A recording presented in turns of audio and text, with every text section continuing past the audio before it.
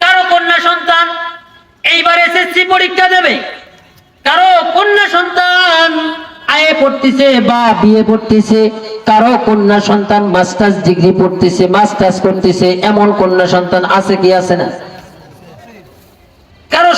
কারো কন্যা সন্তান নার্সে জব করতেছে। এ ভাই, আপনি যদি আপনার বাড়ির মেয়েকে ডাক দিয়ে বলেন, মা আজকে যে তুমি বিছানার মধ্যে শুইতেছ, আপনি যে বিছানার মধ্যে শুইতেছ, এই শোয়ার যে দোয়া আছে এই দোয়াটা তুমি পড়ো তো দেখি, তুমি পারো কি পারো না? আপনার মেয়ে ডাক দিয়ে বলবে, বাবা এই দোয়া তো আমাকে স্কুল কলেজ ভার্সিটিতে পড়ায় নাই, এই দোয়া আমি কিভাবে পারবো, এই দোয়া তো আমি পারি না। আপনার মেয়ে ডাক দিয়ে বলবে, দোয়া পারি না, রাত্রিবেলায় এমনি ঘুমায়া যায়। কথা বলেন ঠিক কি ঠিক না? আর আপনি এই মহিলা মাদ্রাসার দিকে তাকান, এই মহিলা মাদ্রাসার মধ্যে যাদের কন্যা সন্তান আছে, বলে এই কন্যা সন্তান রাত্রিবেলায় যখন ঘুমায়া যায় তখন ডান কাত হয়ে ঘুমায়া আপনার কন্যা সন্তান আল্লাহুম্মা বিসমিকা আমুতু ওয়া আহিয়া বলে ঘুমায়া যায়। এই জন্য আপনার আমার কন্যা সন্তান, এই কন্যা সন্তানদেরকে কি দ্বীনি ইলম শিক্ষা দেওয়া ফরজ কি ফরজ না? তাহলে দ্বীনি ইলম শিক্ষা না দিয়ে আপনি আমি কোথায় দিতেছি? প্রাইমারিতে দিতেছি কি দিতেছি না ভাই? হ্যাঁ, আজকে একটা জিনিস আপনি খেয়াল করবেন, আপনার মেয়েকে প্রাইমারি দিচ্ছেন, কোরআনের কোনো জ্ঞান দিচ্ছেন না, আল্লাহর রাসূলের কোনো সুন্নাত তাদেরকে শিখাইতেছেন না।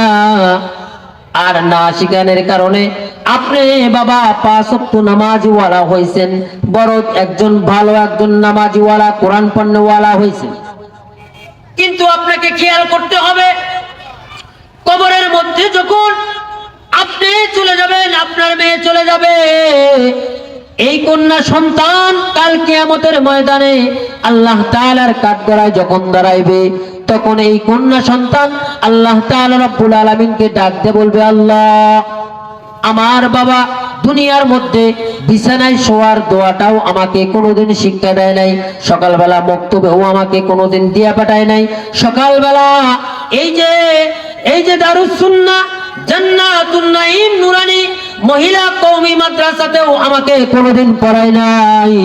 আজকে আমার বাবা যদি আমাকে মাদ্রাসায় পড়াইতো, আমার বাবা যদি আজকে আমাকে দ্বীনের জ্ঞান দিত, তাহলে আমি আজকে জাহান্নামে যাইতাম না। কথা বলেন ঠিক কি ঠিক না? এই কন্যা সন্তান আল্লাহ তাআলা রব্বুল আলামিনকে ডাকতে বলবে, আল্লাহ আমি যদি জাহান্নামে যাই তাহলে আমি আমার বাবা মাকে সঙ্গে করে নিয়ে জাহান্নামে যাব, না হলে আমি জাহান্নামে যাব না। আল্লাহ তাআলা রব্বুল আলামিন ওই সন্তানের সঙ্গে পিতা মাতাকে জাহান্নামের আগুনের মধ্যে নিক্ষেপ করবে। জোরে বলেন নাউযুবিল্লাহ। তাহলে আপনার ছেলে সন্তান অথবা মেয়ে সন্তানের জন্য কি আপনি জাহান্নামে যাইতে চান? বলেন, জাহান্নামে কি যাইতে চাই? হ্যাঁ, এই জন্য মেয়েদেরকে কমসে কম 5টা বছর হলেও এরকম মহিলা মাদ্রাসাতে পড়ানোর পরে আপনার মেয়েকে চাইলে আপনি স্কুল কলেজ ভার্সিটিতে কোথায় পড়াবেন, পড়ান, কোনো দুঃখ নাই। সম্মানিত হাজিরিন, আমি আপনাদের সামনে যে আয়াতে কারিমা তেলাওয়াত করেছি, এই আয়াতে কারিমার মধ্যে আল্লাহ সুবহানাহু ওয়া তাআলা আপনাকে আমাকে মেসেজ দিয়া বলতেছেন আর টার্গেট করে বলতেছেন। আল্লাহ তাআলা রব্বুল আলামিন কোরআনুল কারীমের মধ্যে বলেন, ইয়া আইয়ুহাল্লাযীনা আমানু, ইয়া আইয়ুহাল্লাযীনা আমানু। আল্লাহ তাআলা রব্বুল আলামিন বলেন, হে ঈমানদারগণ, হে ঈমানদারগণ, ঈমানদার বান্দাদেরকে টার্গেট করে আল্লাহ তাআলা রব্বুল আলামিন বলেন, ইয়া আইয়ুহাল্লাযীনা আমানু, হে ঈমানদারগণ, কু আনফুসাকুম, তুমি নিজে আগে বাঁচো, ওয়া আহলিকুম, তোমার আহাল পরিবার যারা আছে তাদেরকে বাঁচাও। এবার আল্লাহ তাআলা রব্বুল আলামিনের কাছে আমরা যদি প্রশ্ন করি, ও আসমানের মালিক আল্লাহ, আমার আহাল পরিবারদেরকে কোথায় থেকে বাঁচাবো? আল্লাহ তাআলা রব্বুল আলামিন বলেন, ওয়া আহলিকুম নার।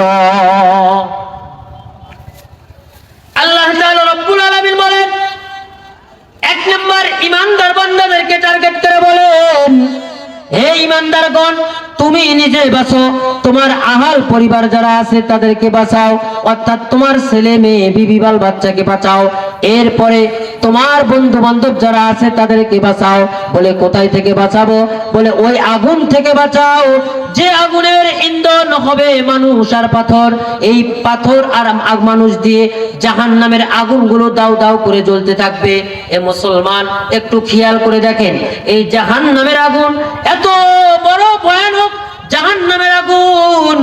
দুনিয়ার কোন আগুন যদি কোন মানুষের শরীরের মধ্যে লাগে, বলে একবার যদি শরীরের মধ্যে লাগে, দেখবেন এই জাহান্নামের আগুনটা শরীরের মধ্যে লাগার কারণে একটা ফোসকা পড়ে যায়, যায় কি যায় না ভাই? এই দুনিয়ার ফোসকা পড়া যাবে, এরপরে এই পোশাক থেকে এমন একটা ব্যথা শুরু হয়ে যায়, এমন একটা জ্বালা শুরু হয়ে যায়। বলে এই ব্যথার থেকে, জ্বালার থেকে বাঁচানোর জন্য আমরা মলম ব্যবহার করি কি করি না? কিন্তু জাহান্নামের আগুন, যে জাহান্নামের আগুনের মধ্যে আপনাকে আমাকে অনন্তকাল থাকতে হবে, এই জাহান্নামের আগুন আপনার আমার শরীরের মধ্যে দাও দাও করে জ্বলতে থাকবে। আল্লাহ তাআলা রব্বুল আলামিন বলবে, এ ফেরেশতা, আমার ওই নাফরমান বান্দা এর চামড়াটা আগে পুরাইয়া ছাই করে দাও, এরপরে আবার নতুন করে একটা চামড়া গাজায়া দাও। এইভাবে কিয়ামত পর্যন্ত আল্লাহ তাআলা আপনাকে আমাকে কষ্ট দিতে থাকবেন আর আগুনের মধ্যে জ্বালাইতে থাকবে। এই জন্য জাহান্নামের আগুন থেকে বাঁচানোর জন্য, জাহান্নামের আগুন থেকে বাঁচানোর জন্য সর্বপ্রথম নিজেকে চেষ্টা করতে হবে, এরপরে আপনার আমার ছেলে মেয়ে বিবি বাল বাচ্চাকেও চেষ্টা করাইতে হবে, এরপরে আমার বিবি বাল বাচ্চাকে নামাজের তাগিদ দিতে হবে, কোরআনের তাগিদ দিতে হবে।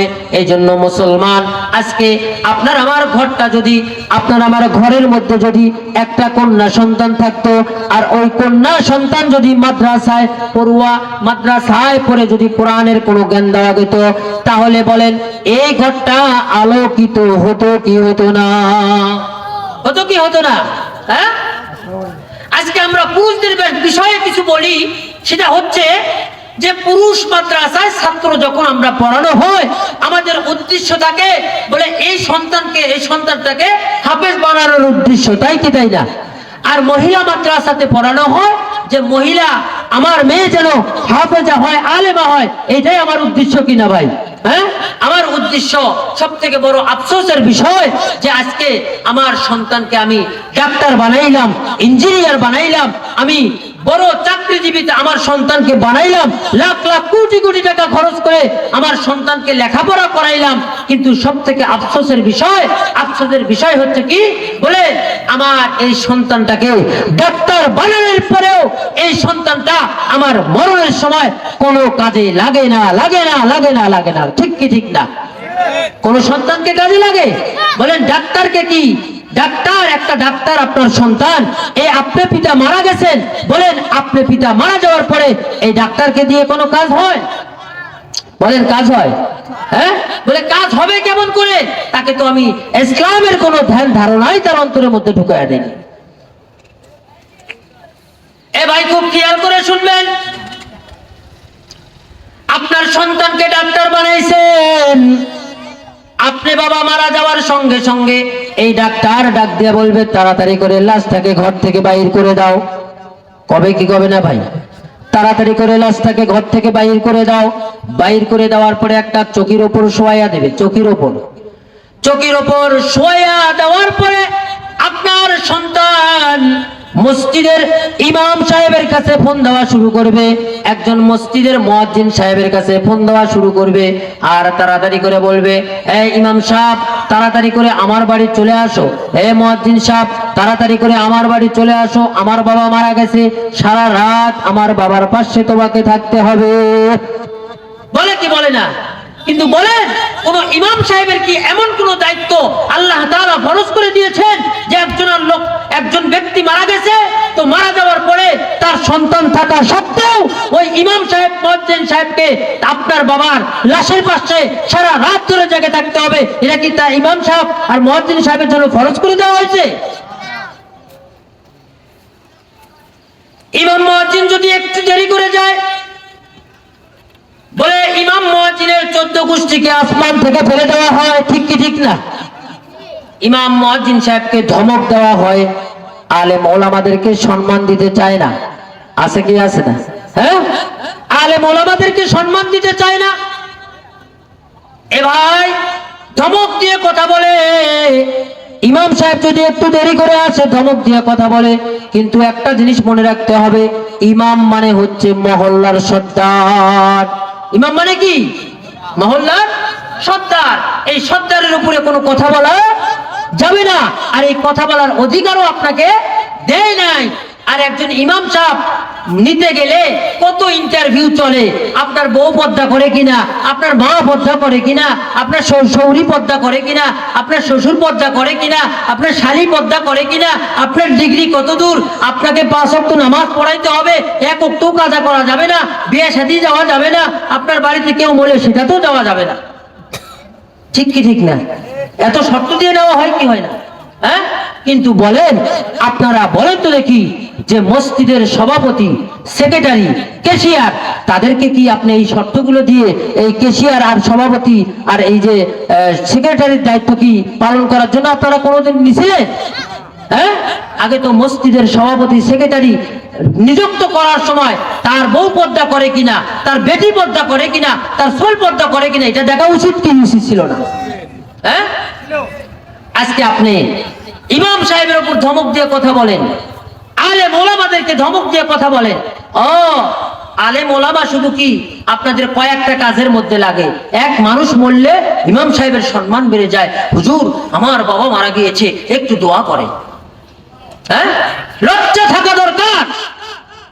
ইমাম ওলামাদেরকে কটূক্তি করে কথা বলা, উচ্চ আওয়াজে কথা বলা, এটা এই সমস্ত ব্যক্তিদের লজ্জা থাকা দরকার। কথা বলেন ঠিক কি ঠিক না? আজকে আপনার সন্তানকে আপনি ধমক দেন না, আজকে আপনার মেয়েকে আপনি ধমক দেন না, আপনি শুধু ধমক দেওয়ার জায়গা পাচ্ছেন মসজিদের ইমাম সাহেব, মাদ্রাসার হুজুরদেরকে। আপনি আপনার ফ্যামিলিতে, আপনার পরিবারে ধমক দিতে পারেন না। আল্লাহ রাসূল সাল্লাল্লাহু আলাইহি ওয়াসাল্লাম বলেন, কোন সন্তানের বাবা যদি মারা যায়, তাহলে সন্তানের কর্তব্য বাবার গোসল করে দেওয়া। সন্তানের কর্তব্য কার গোসল করে দেওয়া? বলেন, কার গোসল করে দেওয়া? কেন আল্লাহ রাসূল সাল্লাল্লাহু আলাইহি ওয়াসাল্লাম কেন এই কথা বলেছেন? এই জন্য এই কথা বলেছেন যে কোন সন্তান যদি তার বাবার গোসলের জন্য, এই যে মাদ্রাসার তলাবা ছাত্রগুলোর দিকে তাকায়া দেখেন, তার যদি বাবা মারা যায়, ছোট্ট একটা বাচ্চা ক্লাস 2 তে পড়ে, আপনি বাবার জানাজা পর্যন্ত আপনার সন্তান করতে পারবে। এই সন্তান গোসল করে দেওয়ার জন্য এক পায়ের উপর খাড়া হয়ে থাকবে। আর এই সন্তানকে কেন গোসল করে দেওয়ার কথা বলেছে আল্লাহ রাসূল সাল্লাল্লাহু আলাইহি ওয়াসাল্লাম? এই জন্যই কথা বলেছেন, বলে যদি কারো বাবা মারা যায়, তাহলে সন্তানের কর্তব্য পিতাকে সন্তান গোসল করে দেওয়া, আর যদি কারো সন্তান মারা যায়, তাহলে বাবার কর্তব্য সন্তানের গোসল করে দেওয়া। এই কথাটা এই জন্য বলেছেন যে কোন বাবার গোসলের সময় যদি সন্তান গোসল করে দেওয়ার জন্য বাবার খাটলির পাশে দাঁড়ায়া যায়, চোখের পাশে দাঁড়ায়া যায়, আর সন্তান যখন পিতার এরকম শরীরের মধ্যে পানি ঢেলে দেবে, আর সন্তানের চোখ দিয়ে পানি পড়বে, কথা বলেন ঠিক কি ঠিক না? সন্তানের চোখ দিয়ে পানি পড়বে, আর সন্তান বলতে থাকবে, রব্বির হামহুমা কামা রব্বায়ানি সগীরা, রব্বির হামহুমা কামা রব্বায়ানি সগীরা। এই দোয়া পড়তে থাকবে আর পিতার গোসল করে দেবে। আল্লাহ তাআলা রব্বুল আলামিন ডাক দিয়ে বলবে, রে ফেরেশতা, ওই সন্তান কেন কাঁদে? ফেরেশতারা আল্লাহ তাআলা রব্বুল আলামিনকে ডাক দিয়ে বলবে, আল্লাহ, ওই সন্তান, ওই তোমার বান্দা এই জন্য কাঁদে, তার বাবা মারা গেছে আর তার বাবার গোসল করে দেওয়ার সময় এই সন্তান রব্বির হামহুমা কামা রব্বায়ানি সগীরা পড়ে দোয়া করতেছে আর বাবার গোসল করে দিতেছে। আল্লাহ তাআলা রব্বুল আলামিন বলেন, এ ফেরেশতা, ওই গোসলের পানির ফোঁটা যেমন ফোঁটায় ফোঁটায় পড়তেছে, আমি আল্লাহ ওই সন্তান দোয়া করার কারণে তার বাবার গুনাহগুলো পানির সাথে ফোঁটায় ফোঁটায় মাফ করিয়া দিলাম। আজকে যে সন্তানকে লাখ টাকা দিয়ে একজন ইঞ্জিনিয়ার বানাইলেন, পেশাব করবে কিভাবে এ পদ্ধতিও শিখে নেই। হ্যাঁ, খারাপ হয় আমতে। আমাদের এলাকাতে কুকুরগুলো খারাপ হয় আমতে। হ্যাঁ, মতে কি মতে না। আর কিছু শিক্ষিত লোক আছে যারা খারাপ হয় পেশাব করে। কথা বলেন ঠিক কি ঠিক না? এটাকে আমি ভুল বললাম বাবা? হ্যাঁ, ভুল বলছি। তাদেরকে যদি বলা হয়, ভাই একটু বসে পেশাব করেন, কই আমার পেনটা একটু আটো, চিপা, বসা যাবে না। ঠিক কি ঠিক না? হ্যাঁ, এ ভাই, আপনার সন্তান, আমি তো মনে করি আপনার জানাজার সময় এই সন্তানটা মনে হয় নাপাকি অবস্থায় আপনি পিতার জানাজার মধ্যে খাড়া হয়ে যায়। আর এই মাদ্রাসা, মহিলা মাদ্রাসার দিকে তাকান। এই মহিলা মাদ্রাসা গুলো কেন জারি করা হয়েছে, কেন চালু করা হয়েছে? বলে এই জন্য এই মহিলা মাদ্রাসা গুলো চালু করা হয়েছে, এই মহিলা মাদ্রাসা থেকে আপনাদের সন্তানেরা যারা হাফেজা হয়ে বাড়াইবে, আলেমা হয়ে বাড়াইবে, বলে এই সন্তানেরা তার মার গোসল করে দেওয়ার জন্য একমাত্র যথেষ্ট হয়ে যাবে। সুবহানাল্লাহ বলে। আপনার মেয়ে আপনার স্ত্রীর গোসল করে দিতে পারবে, এই কারিগরি, এই কারিগর কুলাম এই মাদ্রাসাগুলোতে শিক্ষা দেওয়া হয়। আর এই মাদ্রাসাগুলোতে পর্দাওয়ালা শিক্ষা দেওয়া হয়। কথা বলেন ঠিক কি ঠিক না? আজকে আমরা মাদ্রাসায় না দিয়ে স্কুল কলেজ ভার্সিটিতে দেই, আর তারা রাস্তা দিয়ে রন্না ঘাড়ে করে নিয়ে যায়। রন্না এইভাবে দিয়ে যায়, যায় কি যায় না? মাথার কাপড় কোন দিকে, বুকের কাপড় কোন দিকে, ও নিজেও জানে না, বেহায়া আপনার মতো বেড়ায়। আর আপনি দেখেন মাদ্রাসার যে সমস্ত মহিলা কালো বোরকা পরে বেড়ায়, আমি মাঝে মধ্যে বলি কালো বোরকার দোষ বেশি আর সাদা পাঞ্জাবির দোষ বেশি। কথা বলেন ঠিক কি ঠিক না? আওয়াজ দেন না কেন?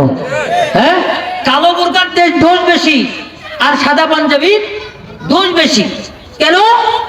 যে সাদা পাঞ্জাবি আর কালো বোরকাওয়ালারা সঠিক রাস্তায় চলতে পারে আর হকের ওপর কথা বলতে পারে। আর কাউয়া কাদেরের মতো যারা, এরা শুধু বদনামে কথা বলে না, এরা শুধু বদনামে করতে পারে। এই মহিলা মাদ্রাসায় দিয়ে ছেলেটার জীবন নষ্ট করলো।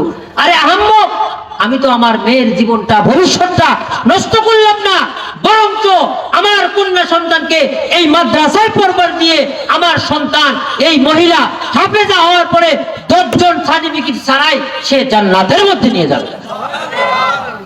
আপনি বাবা জান্নাতে যাবে, মা জান্নাতে যাবে, চাচা জাহান্নামে যাইতে ধরবে। আল্লাহ তাআলাকে বলবে, আল্লাহ আমার তো চাচা হয়, টাইনে নিয়ে জান্নাতে যাও। এভাবে 10 জনকে জান্নাতে নিয়ে যাবে। আজকে সেই মাদ্রাসাগুলোকে নিয়ে আমরা কটূক্তি করি, লজ্জা থাকা দরকার। যে মাদ্রাসাতে আল্লাহ এবং আল্লাহর রাসূলকে চিনানো হয়, দ্বীন চিনানো হয়, আজকে সেই মাদ্রাসাগুলোতে আমরা কি বলি, এই মাদ্রাসাগুলোতে